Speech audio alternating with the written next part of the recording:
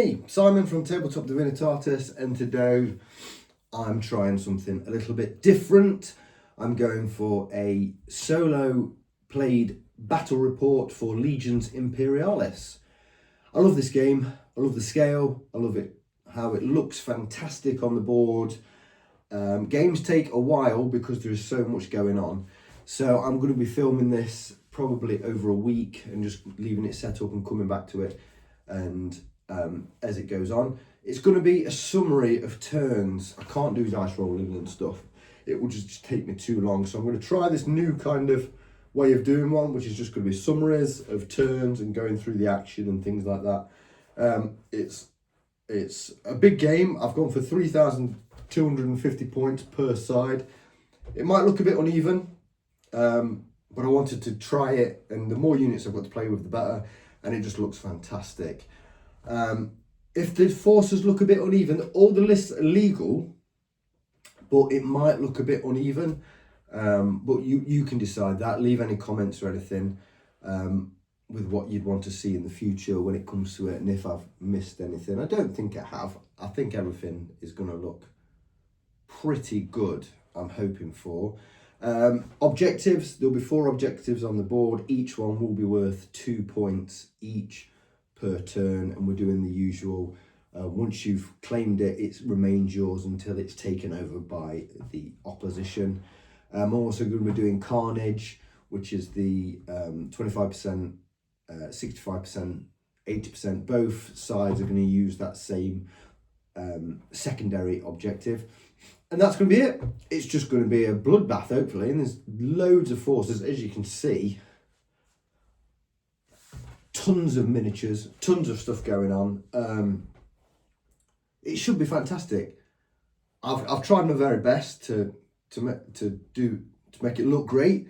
I've got loads of stuff to do with it in the future as well. I've got other forces and I've got loads of stuff that I want to do with it. So yeah, I hope you enjoy it. I'll do my best to be quick and keep it entertaining. If you haven't already, leave your comments, like and subscribe, all that bullshit, and just enjoy it. It should be really good fun. If you want to see more in the future, let me know. Awesome. Right, let's give this a go now. I've shook everything about. Woohoo! Let's do this. Woo! So here for the forces of the War Master, the traitors, we have the Solar Auxilia, Chthonian Headhunters, and the Iron Warriors, supported by a detachment of House Mordred Knights. For the Solar Auxilia, we have a small armoured company and a sub-cohort for the infantry. That's those on there. The Knights of House Mordred, 3 of those. And for the Iron Warriors, we have a demi-company and a armoured company. 3,250 points, roughly. It's roughly around there. Real. So for the forces for the Emperor, we have the Saturnine Rams Solar Auxilia, we have Legio Astorum, we have House Tyran, and the Imperial Fists. For the Solar Auxilia under the Saturnine Rams, it is a sub-cohort all squeezed into one there. 2 Cerastus Knights from House Tyran, 2 Warhounds from Legio Astorum, and then with the Imperial Fists, we have an armoured company and a demi-company. Looking tidy. Around 3,250 points. Right, just a few quick amendments while I'm having my coffee before I start doing everything. The forces, while the lists are legal, they're kind of individual forces. So there's the Saturnine Rams are a small force individually with a legal list of that point. And I've just pushed them together. So they're not allies as such, they're just individual forces which have been pushed together. That's probably why it might look uneven when it comes to the points in kind of the spend and the detachments, because, well, it's just that, but it still looks fun and it still looks cool. So I'll go with that for now. If it doesn't work and it becomes an issue, then the next time I play, I'll kind of like make it more like traditional and how it should be. Also, I'm not going to be playing break points for the formation break points. I don't really like it. I don't like the idea of them breaking and running off.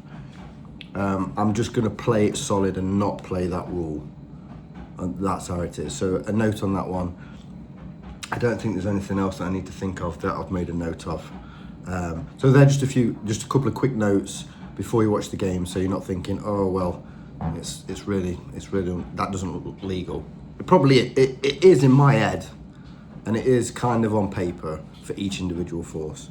We'll see how it goes. If it doesn't work, let me know in the comments as usual. Yeah, hope you enjoy the battle report. Yeah, wicked. Onwards and upwards. Whoa.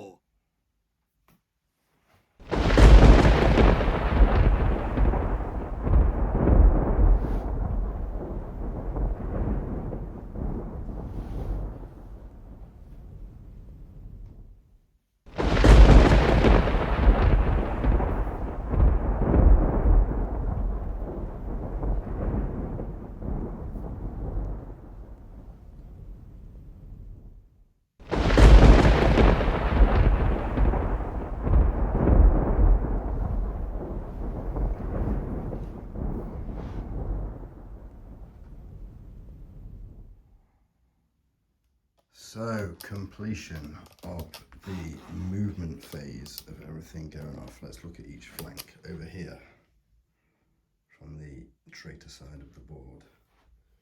Everything is pretty much moving up to engage, with the loyalists staying pretty still. We had the lightning strike fighters coming on, who were intercepted by the ALOS missile tarantulas on there, and I've lost one of their number. The marching that's took place from some of the units, like the Ogrins over there, made it into that building. There was a big push from the Iron Warriors up with a disembark, ready to take this objective here. It's going to be heavily contested with the Warhounds moving forward, ready to throw a lot of firepower down at what's down here, with the Knights making their way up in support. The Sicarans have split slightly, and they're looking to secure this flank, which is heavily defended, as we can see. It's a pretty good fight over there. The Iron Warriors and the Solar Orcs in their back lines are protecting their home objective here.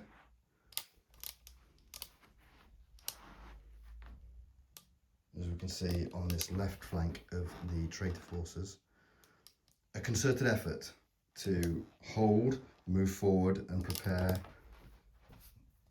for this objective on this side. It's looking like the Saturnine Rams are going to be closer and will be claiming it, but we'll see what happens in the end phase. The Valataris have took this building right here, Legate Commander down here, with a huge push by the House Terrain Castigated Knights, that's it.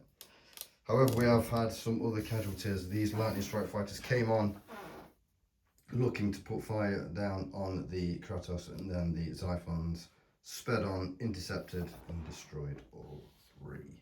However, while the Knights may be there, and we'll look at it from the loyalist side, while this is strong, there is a heavy contingent of firepower which could break the Knights and get under their skin. They have some support down here. The Velataris here have taken this huge building block that we have here to help support. We have the Leviathans supporting the Lehman Russ, which are coming up, which are going to be taking on their brethren over there. And again, from the loyalist side, you can see taking into the buildings, protecting. There's the Legate Commander holding their back field objective almost identically to the traitors, loyalists, with the Dreadios, Solar And some Space Marine support over here. And then we can see from down here what's going on and what we're going to be looking at this way going forward. It is a beautiful thing to see. All this. Look at that, looking at them. Oh, dear me. That's great. While the Titans are burning. And this is where we are. I'm going to move into the first fire stage. I'm going to do the rest of the shooting. And then we will return to see what is left at the end of the combat. Because there's no close combat. Nothing's made it in this turn. So we're going to be moving on to the first fire stage. And then the remaining fire stage. And then we shall see what happens after that. And here we are at the end of turn 1, and it looks completely different compared to how it all began. Those red pin markers there are explosions of where things used to be and are no longer there. And as you can see, there's some red markers pretty much everywhere. And we've got a fair few less models on the table than there was before. Let's start on the Traitors' right flank. Here we had the Predators, they have now gone. And so have a fair number of the Loyalist Predators as well, reduced in there. The Sicarans are now gone that were there, the two with the accelerated autocannons down here. We've maintained some. We've lost 2 units, 2 bases of the tactical marines that have jumped out of the now reduced sized Land Raider unit. They lost 2 of their number there. Obviously we know that one of the lightning strike fighters was already gone. No real other casualties over there. The Warhounds have both lost a shield each. We shall see if they can retain those. The Knights took a pounding, especially from the Warhound. The swarm missiles did their work, and so did the Eradicator beam, the Volkite Eradicator, which sent a beam straight through. And right here, there was the rapier carriages of the Iron Warriors. They are now gone. They fled. They took 3 casualties and then fled and then disappeared. Basilisk. So, okay, we lost a Arcus down there on that side. Moving into the centre of the table. So as we can see, the forces of the War Master have claimed this objective, and they have also claimed this objective on their right. Moving around this way, he has fired, and that is done on there as well. No major casualties, other major casualties in the centre. Moving along, we did lose a Leman Russ Vanquisher there. And then more severe casualties. The 2 Arcus that were here were annihilated before they could fire by the Xiphons. And then the Predators that were on this side as well, on this left flank, also disappeared. But as we can see, the Loyalists have lost one of their knights under the heavy fire from the Sentinels. Imagine those ones just came up. They got rolled, and that was that. Those Xiphons did an amazing job from their shooting, taking out those lightning strike fighters from the Traitors and then the Arcus. Great job. Lost the majority of the Leman Russ from this side. And Malcador, we lost one of the Malcadors on this side, and then the other one is barely still on the table, failed his morale, and then failed his regroup at the end as well. Though in the centre, the Loyalists have claimed their home objective. No casualties whatsoever. And like I said, the 2 Warhounds only lost a shield each. They will see if they can get those back. And then the left flank looking as it does. Is it tight? I'm not sure. I feel that the forces of the War Master took some very heavy casualties that time. They seem to have took the brunt of what was going on. It's difficult to know right now. The 2 Warhound Titans have made their presence known, and especially with the small knights there taking part in there, but we shall see. Still lots to do. Obviously the loyalist forces now have complete air superiority. There's only one Arcus left with a Skyfire, but the Sentinels do have a little bit which they could do, but we shall see. I don't think they're very long for this world with that knight ready to go. They're going to need some kind of miracle on that one, I do believe. But yeah, it's looking fantastic. It's such a fantastic game, and it just looks incredible. And so playing it solo, I've just been very reasonable with everything and my decisions, and I'm just playing it like I was watching a war game. It's just been really fun, really enjoying it. Getting my head around it gives me time to get my head around the rules, take my time with it, and I'm loving using the pin markers as well from Warlord Games. I think they're great to use as the markers, so you can actually see what is going on. I mean, the view is fantastic. But there we go. That is the end of turn 1. Join me for as I get everything set up with orders for turn number 2. And here we are after a dramatic movement phase to start the second turn. As you can see, orders are still down. And this is where we have ended up afterwards. So let's look at quickly on this side of the board, on the traitor's right-hand flank. Everything is engaging. Moving up. The aircraft have come on and done their thing. Zipping in. The warhounds have moved round, and then we've got lots of charges going off all over the board. The knights have charged the Ogrins in the building over there.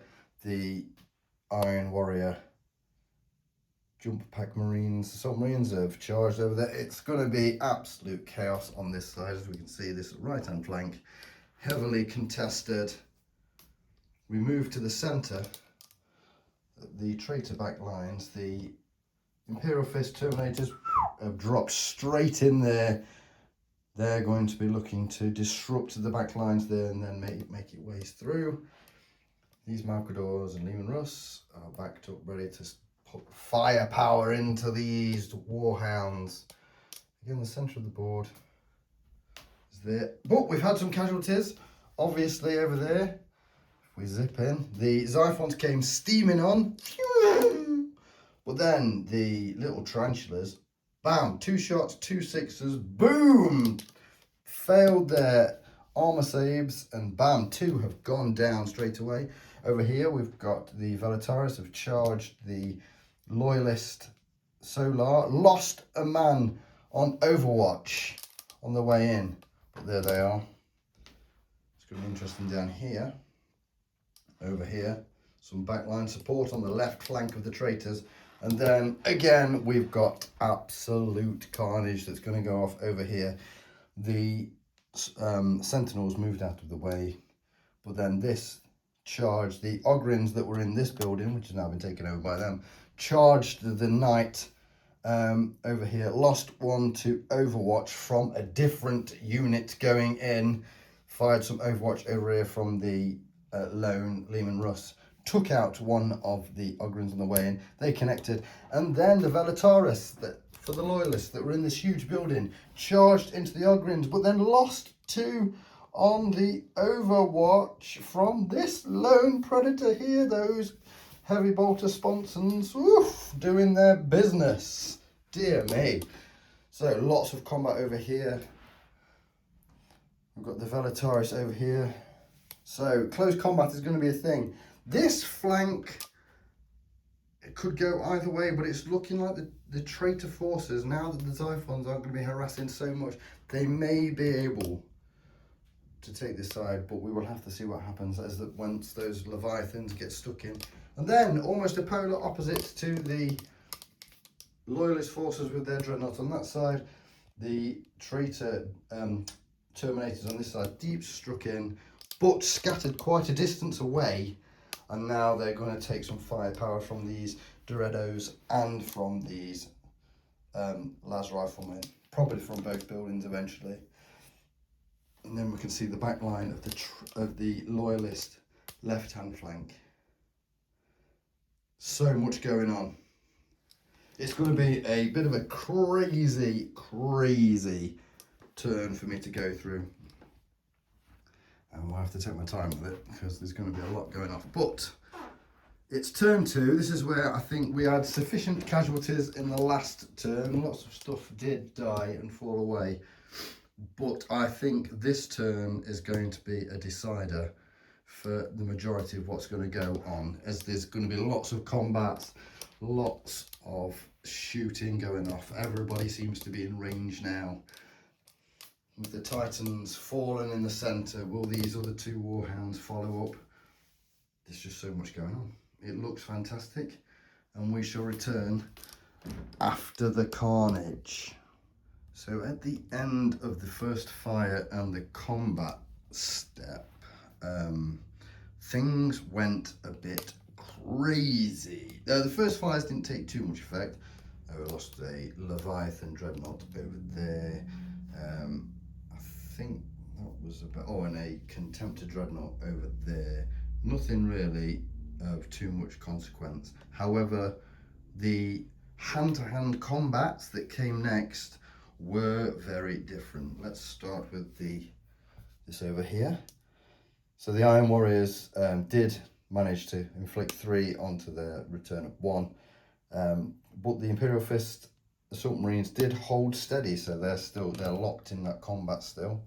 Did very well. This with the Knight with the Ogryns in the building, as we can see the wound markers that we've got there. One of the Knights went down, and then 1 Knight is down to 1 wound left in total. And the Ogryns themselves, they lost a base and then another 2 wounds, so that ended up in a draw. So they're locked in combat there. Very I didn't quite know how that was going to go. It was 3 versus, so because there was 2 Knights, so it was 3 bases against 1 Knight, and it was very close. The results were very close. The CAF was very high, obviously, and complicated.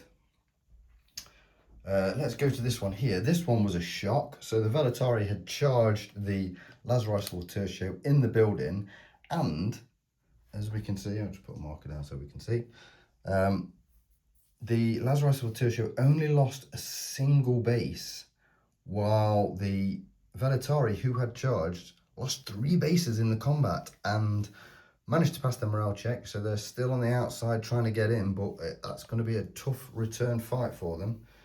Yeah, really high rolling from the Lazarus Tertio for the Loyalists.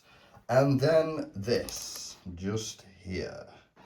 So this combat was intense. The Knight, such a high CAF, managed to take away a base, inflict another wound on there. The Velatari that charged into this combat as well from the Loyalists, they managed to inflict a single wound on the Ogryns, but then after losing 2 of their bases themselves, they have broke and fled down here.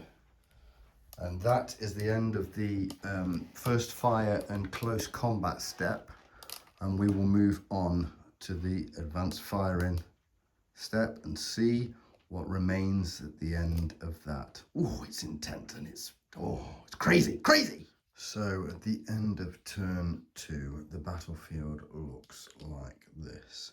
Many more casualties. Lots of black skulls to represent where bases have died. Red pin markers for where vehicles have exploded. A very different picture from the beginning. Let's have a look on this right flank of the traitors. It's looking like the Loyalists are starting to force their hand.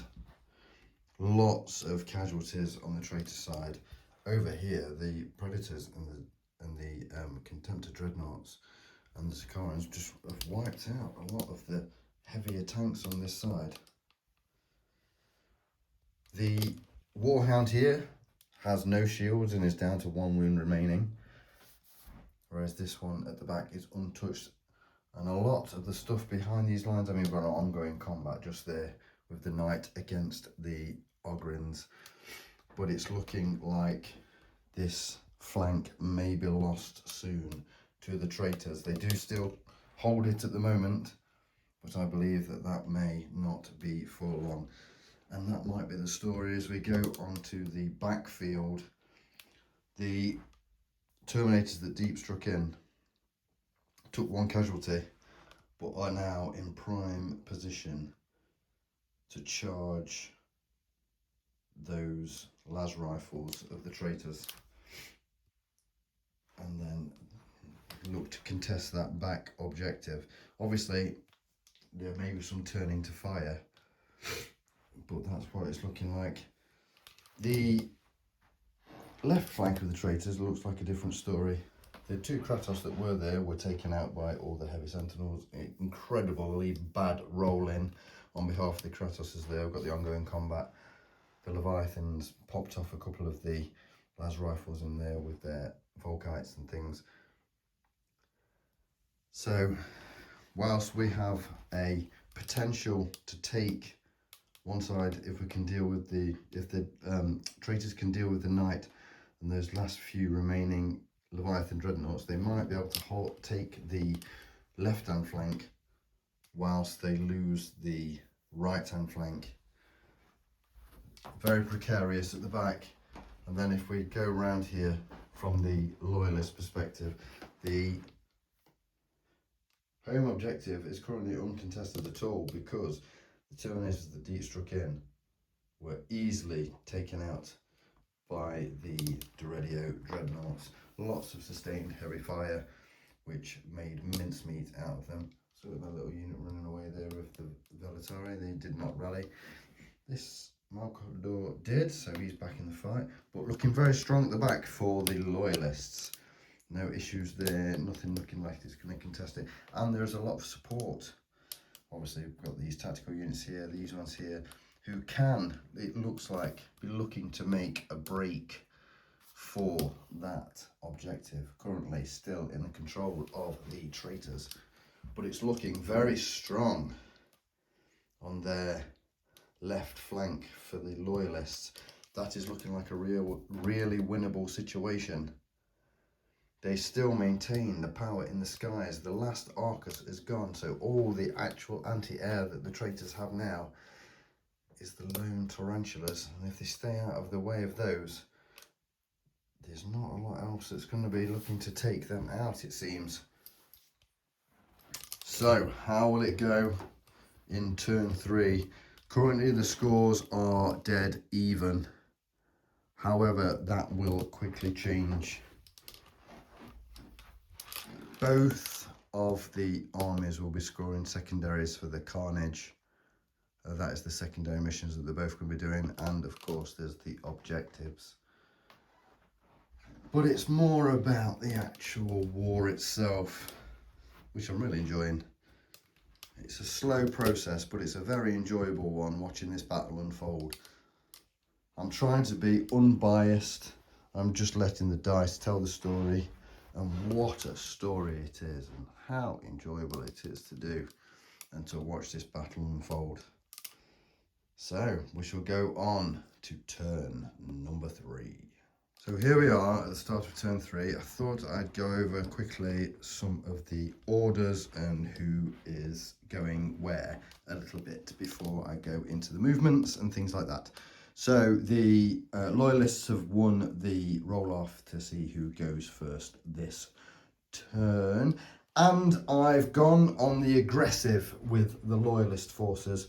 Lots of charges, lots of moving forward, because it feels like they do have the advantage at the moment. It feels like they have the initiative and they are on the push. So we've got plenty of like marchers down here, moving up into position. Got the Leviathans ready to make a charge into those just there. Got the dreadnoughts over here looking to charge into some combats over there. aggressive movements. Obviously they've got the air support to come on, and there's only the trenches at the back there that can actually have a decent chance of taking them down. So yes, the Loyalists aggressive, the Warhound got one of his shields back. And yeah, so Loyalists on the offensive, moving forward, whilst the traitor forces have gone the opposite way. First fires, some march orders to try and get into position, but lots of first fires. Got a charge over here.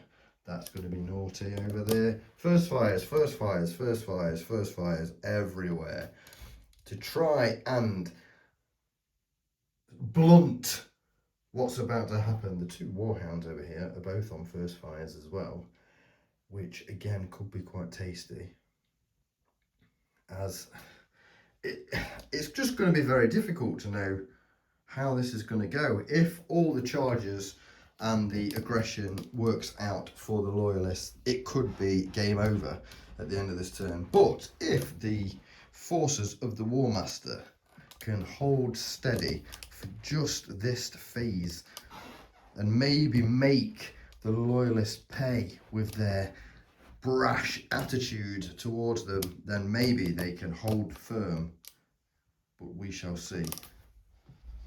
So we shall return very shortly.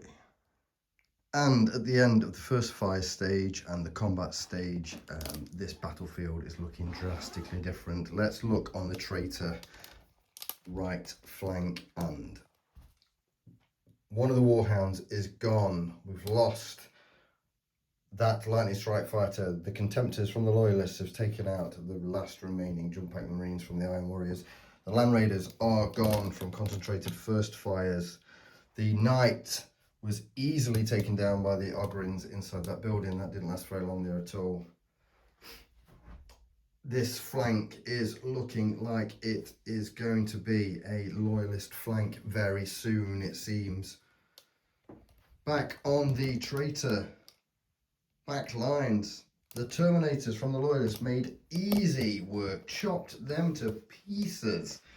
And that's looking like that's going to be a Loyalist home objective very, very soon. I don't think there's much that can take that out, actually. That's going to happen. Obviously, with all the other movements that we can see that's there, everything moving up. It is now absolute bedlam. Everything from the first fires round here. So this combat in here, the Velataris lost quite easily. There's only 2 bases remaining there. These Loyalist Solar with their Legate Commander took heavy fire from the first fire from the Basilisks and lost 3 bases.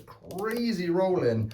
But then with these Traitor Solar moving up as well, then they also took concentrated first fire from this lone Leman Russ and from the Basilisks themselves.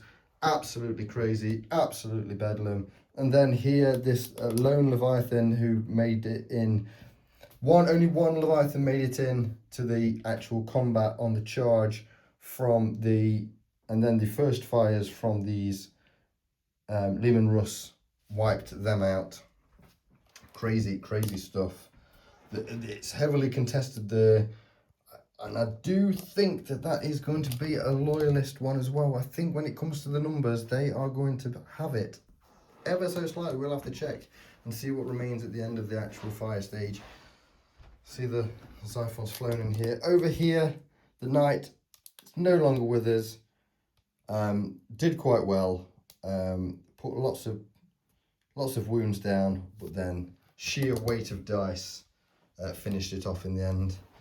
The back lines here, there's a few units getting ready to still fire, but it's looking like it could look like the Loyalists could potentially at the end of this turn control all 4 objectives. I mean, it's looking crazy. as I said at the beginning, I'm not doing the breakpoints. I'm not doing the broken formations. I like to just play it until the end. I don't do that stuff. I mean, I know it's part of the game and everything, but I like it just to keep running and then just seeing what happens to the very end. But yeah, there's still the advancing fire stage to go. There's still quite a few units that haven't done anything yet. And I'm sure that the battlefield will look even more bare by the end, but then at least we'll be able to see who controls what at the end of turn 3. Glorious, glorious war. So here we are at the end of turn number 3, and things have dramatically changed for both sides. Lots of black skulls on there, pin markers for booms, and the landscape of the battlefield is very different. On the traitor right flank, it is a tale of woe. As we can see, the loyalists have taken it and are holding it. Suppressive firepower has even cleared out these Iron Warriors and their commander, who are now almost fully broken, failed their morale, ran. It's only this unit here that's going to have to make a decision really about what it's going to do. Is it going to try and go for this with an overwhelming tide of yellow facing it, or is it going to have to make a tidy retreat back now that the Imperial Fists have claimed the traitor backline home objective? Yeah, something's got to be done about that for them. It's scenes of absolute carnage. There's so much going on over there. The loyalists still hold their home objective, but on this side, look at all these black skulls. Wow. There was a lot of solar fighting over the centre, and all that is remaining from here is the legate commander for the traitors. The Baneblade cleared up. Wow, so many sixes, so many hits. Absolute carnage. The Xiphon that came on decimated this unit and then left the legate commander alive. But then, yeah.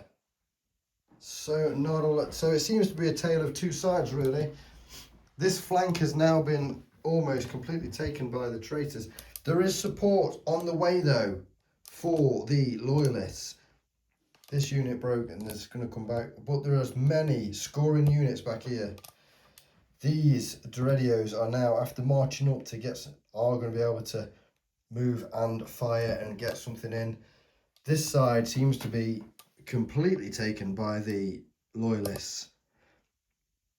And yeah, incredible scenes. So much shooting, so much going on. We're going to move into turn 4 and see if the traitor forces can pull this back and try and reclaim some of the objectives. And we shall see what unfolds at the beginning of turn number 4. So, turn number 4, we're at the beginning.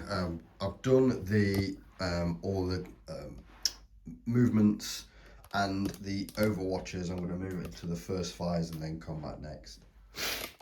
This flank here, the traitor right flank, is broken completely.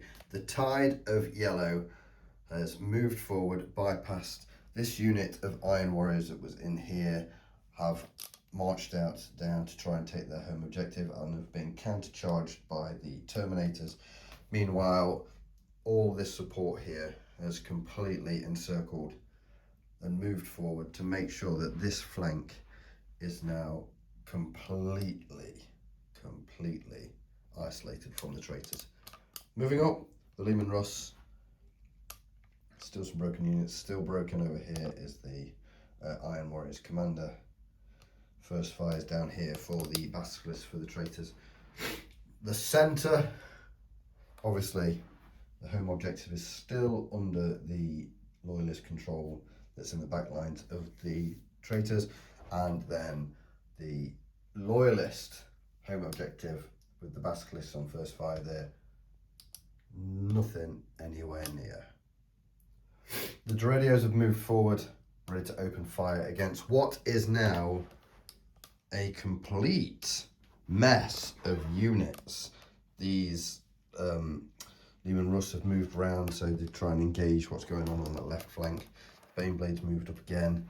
Around here, the only objective that the traders are holding, this unit which has lost a man to Overwatch, running in to this unit. Past their morale though, so holding firm. This unit of loyalist Solar have got themselves into the meat grinder, it seems, with other units moving forward, ready to engage. We've got the lightning strike fighters up there. Around here we've got the lone predator that's done really well actually inside there. Some other firing on this side to go off. The traitor Ogrins have charged this Lehman Russ, looking to consolidate later into other units. Again, if we look, this tale of two halves, it's now like a wave pushing this way, and it's seeming like the loyalists will take this battle. We have this turn, and then we will go into turn 5, then that will be it for the battle itself. Lots going on. We shall return after all the fire and the combat has been resolved and see what will remain for turn number 5. And here we are at the end of turn 4. Lots of things not there anymore. The battle is coming to a conclusion. One more turn to go. It should only be a quick turn at the end. Main key points, the Terminators here that were holding the traitor home objective, lost in the end. Lost their 3 bases, and the Iron Warriors managed to hold firm with their superior numbers to claim their home objective back again. The Scarans and that lone predator that were there were taken out by continual fire. They have gone. And then the Marines lost a guy over here, but nothing major, nothing really threatening this side. I can't see there being anything to continue to move forward for this objective just here. That back unit's just, it's all very steady now for on the traitors' right flank. The loyalists have fully taken that. As we move over here onto the traitors' left flank, and they have lost this objective to the superior numbers of the Solar on the loyalist side. That the poor base that was there of the traitor Solar was taken out by some incredible shooting by the Warhound. The swarm of missiles took out nearly all the amount of 6s that he rolled with the rapid fire was incredible. Took out the sentinels that were here. The Dreadios that were there were taken out by the sentinels before that, but some incredible shooting from the Basilisks at the back took out the Baneblade. Disappeared. Terrible rolling for its saves. And yes, that's gone. The Ogrins on this side easily took out the lone Lehman Russ. Lost one of their number afterwards due to some firepower. And yeah, it's all coming to a steady conclusion now. The loyalists are now in control of 3 objectives again, and the traitors only hold the one. One final turn to go. Oh, they rallied. These did not, and they're very close to the game board. The Malkador that was broken over there has broken and fled and gone. So one more turn to go. Not quite sure how the traitors can pull this back. They're not going to. Let's be honest about it. But we'll see what's remaining and see who's got the highest percentage for their carnage points at the end as well. But we'll play through this final turn and see what remains. And at the end of turn 5, this is all that remains. The traitors' right flank completely lost. They did manage to score a few small victories by taking out some of the predators. and their home field objective remained theirs at the very end, but very little remaining for the traitors. These Leman Russ were taken out. Incredible shooting again by the basilisks at the back. All this remaining infantry disappeared. The Warhound here, swarm of missiles, made short work of the remaining traitor Solar. And then over here, the Ogryns nearly got a clean sweep of every single unit of that Solar detachment, but one base managed to remain and even pass his morale to keep that final objective, to remain close enough to keep it. The Malcador didn't last until the end, and this unit ran from the board. But that is it. What I'm going to do is I'm just going to line up everything that's left, and we shall see what points were scored by each of the forces. There is not a lot left there at all. So there's the end of turn 5, and let's start summarising. And here we are, and here is all that remains. We have this for the traitors, this for the loyalists, an exceptionally well fought battle. The scores on the doors at the end. So each objective was worth 2 points at the end of each round, and the loyalists scored a total of 26 and the traitors scored a total of 14. And then both of the forces managed to destroy over 65% of the opposing force and scored 10 VP, and almost the loyalists nearly scored the full 80% carnage to get 15, but they didn't get it in the end. I think they were about 100 and something points short. Not a lot at all, because what I did was if a unit had anything remaining, then I wouldn't count the points for it. So in the end it was the loyalists with 36 points and the traitors with 24 points. It is a loyalist victory. Fantastic game, really enjoyed it. And yeah, if you've enjoyed it, if you think that this has worked as a battle report in this summary kind of mode, and you'd like me to do them again, I really enjoyed doing it, so I'd love to do it. Please leave a like and a comment on what you would like to see extra, if there's anything that you'd like me to do differently or to try. It was really enjoyable, and I've done it it's took me like a week to do it, because I've like left the game running and then come back to it each time, in between work and everything. But yeah, I've really enjoyed it. It's been fantastic. It was a big game. I've probably gone too big too quick. I mean, 3,250 points per side is a lot. I think the next one I'll drop down to like 2,000 and try and summarise and everything more quickly. But yeah, if you enjoyed it, please like and subscribe, and I'll get some more done. And yeah, leave those comments, and I look forward to hearing from everyone very soon. So that's me, Tabletop Divinitatus. Thanks very much, and bye-bye.